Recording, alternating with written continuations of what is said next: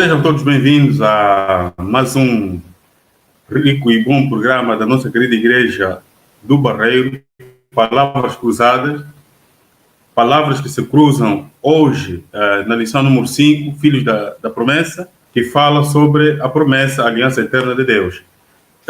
Nessas palavras que vão se cruzar em torno da lição número 5, Filhos da Promessa, não estarei sozinho, obviamente.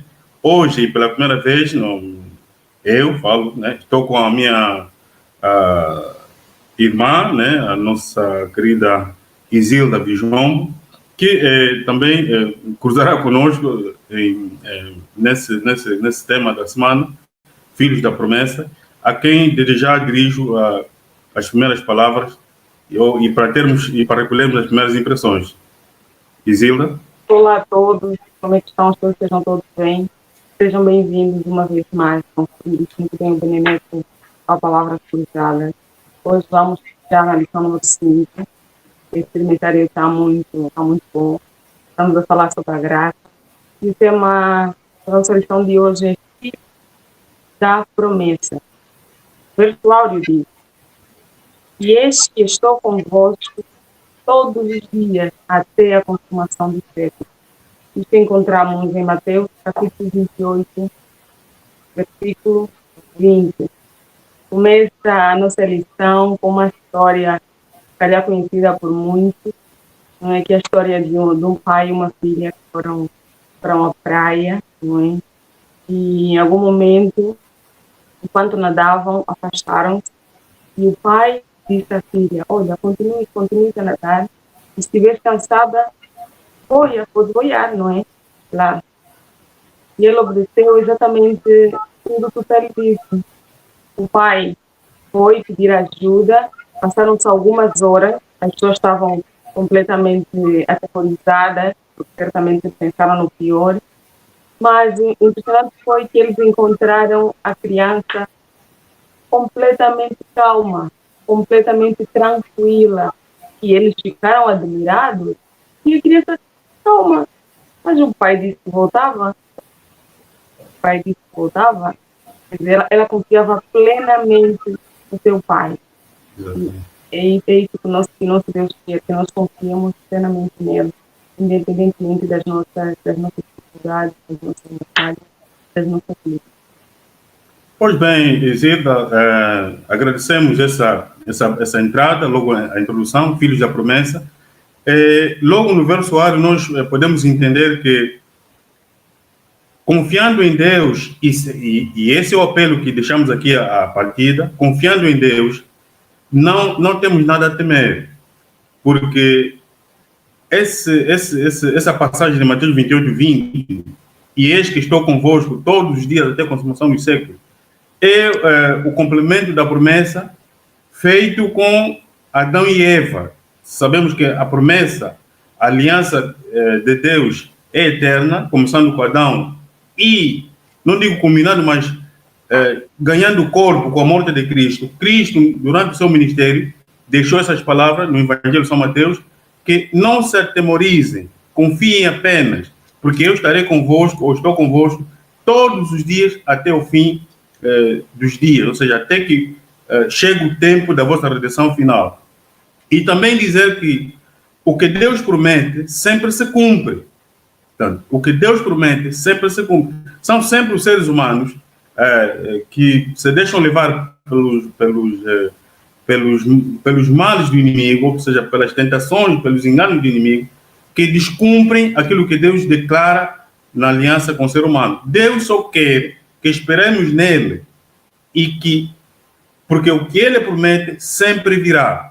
Depois, nessa lição número 5, importa também dizer que temos aqui 5 pontos a realçar. O primeiro ponto, veremos que nos Filhos da Promessa há a proteção, há a bênção, há a salvação, há o Evangelho, ou seja, o anunciar do Evangelho, e há o engrandecer. Portanto, há aqui aspectos que são meramente do nosso Deus, que é de proteger. Deus protege, Deus abençoa, Deus salva, e o ser humano deve anunciar e Deus engrandece. Portanto, torna grande o ser humano.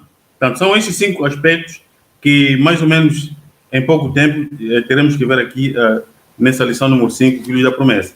Passando para a lição de domingo, eu vou já dar a palavra a Isilda, o teu escudo. Gostaria de dizer que Deus deve ser não só um escudo, ou seja, Deus para mim, para Isilda, para os irmãos que nos assistem, não deve ser um escudo, deve ser o meu escudo, o teu escudo, o nosso escudo. Por isso é que o título é sugestivo. O teu escudo. Não é indefinido. Um escudo. O escudo. Não. O meu, o teu e o nosso escudo. Ok, muito bem. Este tema, o teu escudo, surge pela primeira vez, não é, na Bíblia, e ainda aprendemos algo interessante. É a única vez que Deus usa esta palavra para se revelar. Não é? Normalmente, outros escritores, não é, que escreveram a Bíblia dizem Deus como escudo, mas Deus dizendo de si mesmo, conforme lemos aqui em Gênesis capítulo 15, verso 1, ele disse a Abraão: não tema, Abraão, eu sou o teu escudo, o teu grandíssimo galardão. Foi a primeira e a única vez que Deus usou, que o próprio Deus usou esse termo para se revelar. Então, a pergunta que nos vem agora é: quando Deus se designa como escudo de alguém, o que significa isso, irmão? O que significa quando Deus diz que Ele é o nosso escudo? A proteção aqui, a proteção que Deus oferece ao ser humano tem duas facetas, ou seja, duas vertentes. Tem a proteção física, isso podemos encontrar em Salmos 91, verso 4 até 7. Ou seja, Deus pode nos livrar de qualquer perigo fisicamente, mas também pela fé sabemos que Ele pode nos livrar, como pode não nos livrar. Porque os jovens hebreus, prontos a serem atirados à fornalha ardente na Babilônia, eles disseram: nós confiamos no nosso Deus, ó rei, não precisamos negociar contigo isto. Ele nos livrará, mas mesmo que não nos livrar, nós não vamos te adorar. Essa é a proteção física. Mas também tem a proteção espiritual, que está ligada com a física, que é uma proteção contra a tentação, que encontramos em 1 Coríntios, capítulo 10, verso 13. Deus sempre nos protege contra a tentação, mas, atenção aqui, nós temos o livre-arbítrio. Ele nos protege da tentação, mas quando é que a gente não tem? Quando é que a gente não cai na tentação? Quando nós não quisermos cair na tentação, ou seja, quando não nos deixamos levar pelas astúcias do inimigo. Portanto, Deus está sempre disponível a fazer o bem para o ser humano, mas nós também temos a liberdade de aceitar ou não. Ok, exatamente. Então, para que serve um escudo? Para proteção, não é? Exatamente. Deus é o nosso protetor. Não importa as nossas dificuldades, Deus estará sempre do nosso lado, estará sempre a nosso favor. Acho que assim estamos em condições de passarmos para a lição seguinte, né? Que é a lição de segunda-feira. Sim. E nesta lição nós temos a primeira parte da promessa do Messias. Aqui aprendemos já que Deus prometeu o nosso Salvador, o nascimento do nosso Messias, desde o Antigo Testamento. Às vezes pensamos que a ideia do nascimento de Jesus foi só no Novo Testamento. Nós sabemos até que antes da fundação do mundo, não é? Mas aqui, desde Abraão, quando Deus diz: em ti e na tua semente serão benditas todas as nações da terra, vai muito além das bênçãos terrenas, não é? Exato. Vai muito além de Isaac, da geração de Isaac, de nós, vai muito além disso. Porque nós sabemos que Jesus Cristo nasceu da linhagem, não é? E nós, como como filhos de Abraão, nós como descendência de Abraão, segundo a promessa, nós acreditamos certamente que Jesus Cristo, que é o nosso Salvador, foi permitido já quando o Senhor, Deus, Jeová, fez essa promessa a Abraão. Não é? Certamente que Abraão não viu isto, Abraão não teve o privilégio, ou se calhar eu digo que ele não tinha noção de quão grandiosa era a promessa que Deus estava fazendo naquele momento. Mas o nosso Deus, como é um Deus que sabe tudo desde o princípio, então quando ele fez a promessa a Abraão, já, não é, para o futuro, estava concebido o nascimento de Jesus. Exatamente. Então, essa passagem que encontramos em Gênesis 12, verso 3, e abençoarei os que te abençoarem, e amaldiçoarei os que te amaldiçoarem, e em ti, ó Abraão, serão benditas todas as famílias da terra, tem que ver com a parte declarativa de Deus na aliança com Abraão, de o abençoar.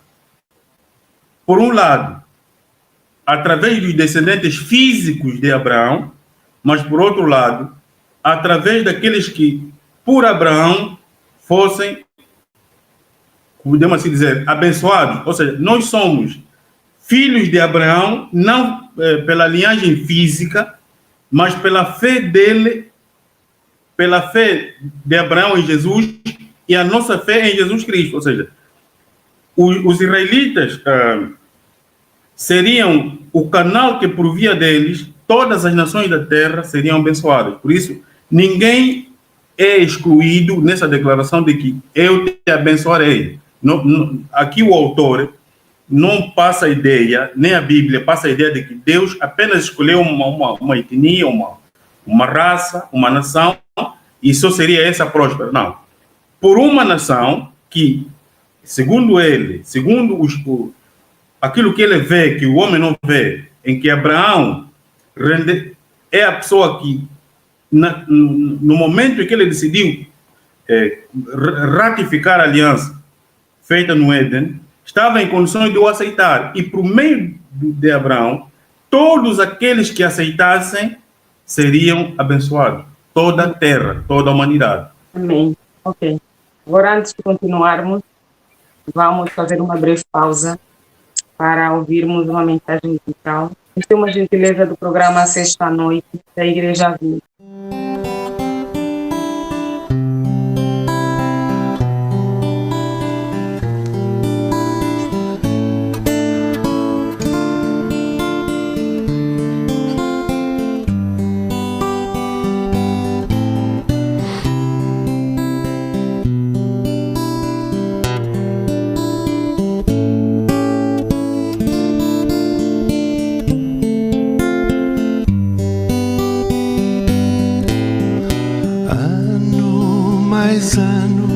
Outro ano, mais um ano passou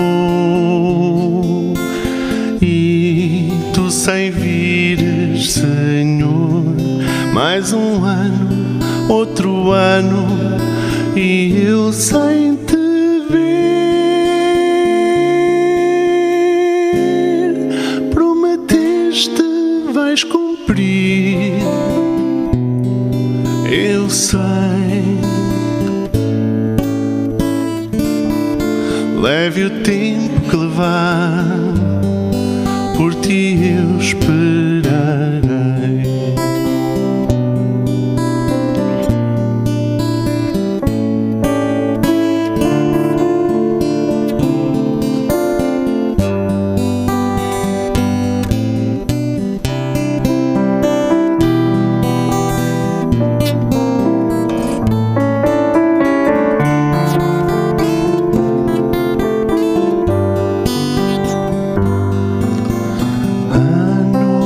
Mais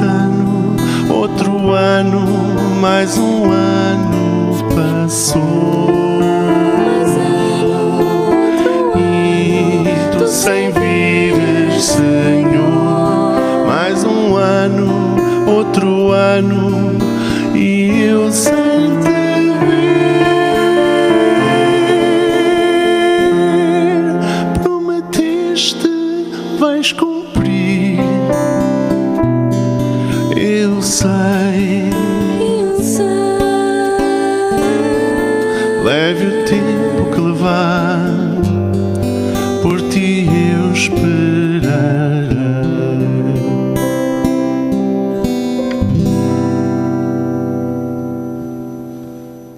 Mais uma vez, saudações a todos. Que o Senhor continue a nos dar a sua paz. Depois desse belo número musical, na voz do nosso querido amigo Luís Santos, vamos dar continuidade aqui nas palavras cruzadas sobre a lição número 5, Filhos da Promessa, desta vez para a segunda parte da promessa do Senhor em enviar o Messias, o Salvador de todos nós, que é um com Deus, Jesus Cristo. Antes do número musical, falamos que de Abraão viria o descendente, que é Cristo, que nasceu da linhagem de Davi, da tribo de Judá, e esse Messias viria para salvar o mundo que anda cada vez mais, parece que num precipício por causa do pecado. E em 1 Coríntios 15, 57, encontramos a passagem bíblica a seguinte: mas graças a Deus que nos dá a vitória por nosso Salvador Jesus Cristo. Portanto, esse mundo dominado pelo pecado, pelo menos até agora, um mal que se dissemina cada vez mais e mais, e só para dar aqui uma nota, amiga que nos assiste, Agostinho de Hipona, há mais de 1500 anos atrás, escreveu aquilo que hoje nós estamos a admirar como coisas que não lembram nada. Aqui uma lista de imoralidade, de coisas terríveis que o nosso mundo passa, que ele escreveu há mais de 1500 anos atrás, mas parece que ele escreveu ontem ou hoje. O que era impossível para nós, portanto, pagar pelo pecado, pelo nosso próprio pecado, Deus enviou o Salvador para morrer por nós, e pela sua morte e ressurreição, eu e o amigo e amiga que nos assistem temos a certeza da salvação nesse Messias, que para nós já não virá, já tinha vindo. Hoje é o sumo sacerdote que intercede por nós no lugar santíssimo do Santuário Celestial. Amém. Realmente é verdade. O mundo não está melhor do que antes. Em ciência, ou na área da medicina, nós aprendemos que havia um plano que até 2024, se não me engano, é o plano de paz para todos. Isto foi idealizado em 1978, se não me engano. Irmãos, já passaram vários anos, se calhar antes até, já passaram muitos anos, e a ideia dos homens, cientificamente falando, está muito longe de ser verdade, não é?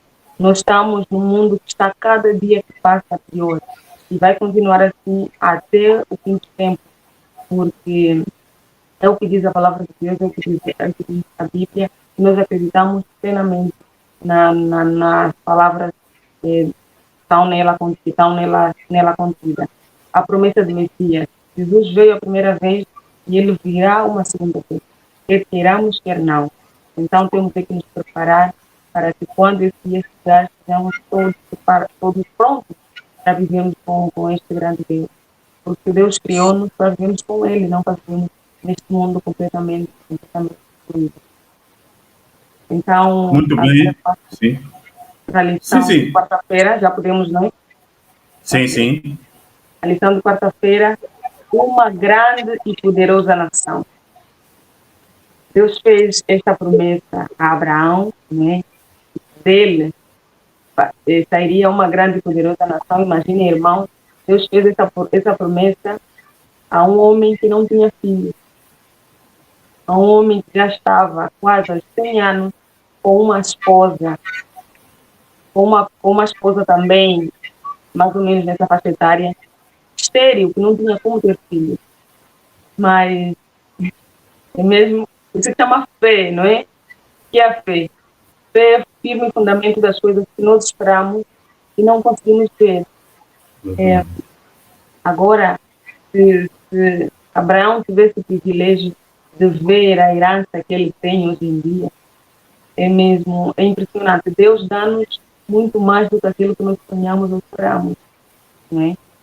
Todos nós hoje que acreditamos em Jesus Cristo, somos filhos de Abraão, segundo a promessa. Quem diria isso, irmão? Se calhar Abraão pensou, pronto, não tenho filho, como é que vai ser? Mas ele sempre creu que um dia Deus faria o melhor, não é? Até chegou a pensar que o seu herdeiro seria o filho do seu mordomo, não é? Mas quando teve o seu filho, o tão desejado Isaac, ele certamente não imaginou a magnitude da sua herança, da sua descendência.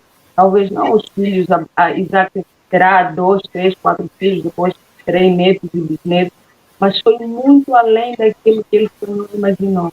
Então, assim acontece com cada um de nós, quando nos entregamos nas mãos dos braços de Deus. Deus nos dá o melhor, Deus nos dá aquilo que nós, às vezes, não sonhamos, porque Ele quer sempre o que é melhor para nós. Pois bem, dizer que a intenção de Deus era que a humanidade procurasse Deus, era que a humanidade procurasse Ele, o Deus de Israel, e aceitasse o Messias que viria para salvar o mundo. Cristo deveria ser levantado diante das nações e todos os que olhassem a Ele viveriam. E isso foi tipificado naquela serpente que Moisés levantou no deserto por causa dos pecados dos israelitas.